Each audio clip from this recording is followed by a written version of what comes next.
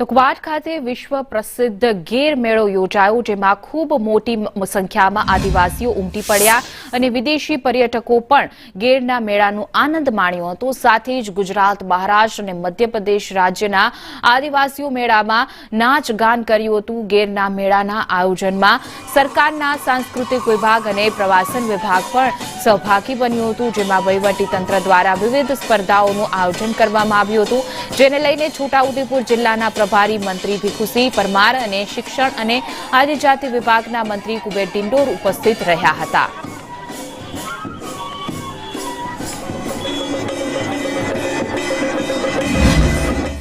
આ ગેરનો મેળો જે વર્ષોથી પરંપરાગત રીતે છોટાઉદેપુરના કવાડ ગામની અંદર મહારાષ્ટ્ર, ગુજરાત અને મધ્યપ્રદેશના આદિવાસીઓ પોતાના પરંપરાગત વેશની અંદર આવતા હોય છે અને ગેરનો મેળો માણતા હોય છે।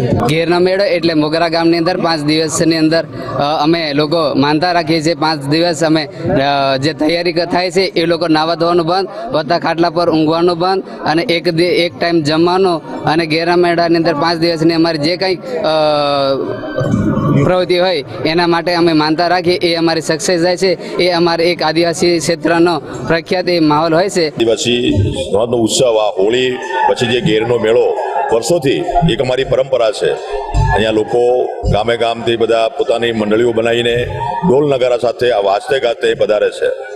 આ આદિવાસી સંસ્કૃતિનો કુંભ મેળો છે, આદિવાસી લોકનૃત્યનો કુંભ મેળો છે, અને વર્ષોથી અહીંયા અમારી જે પરંપરા છે એને જાળવી રાખવા માટે શાસન અને પ્રશાસન અને આપણે સમાજના આગેવાનો બધા સાથે મળીને એની ઉજવણી કરે છે। કવાડ ખાતે ગેરનો મેળો યોજાય છે।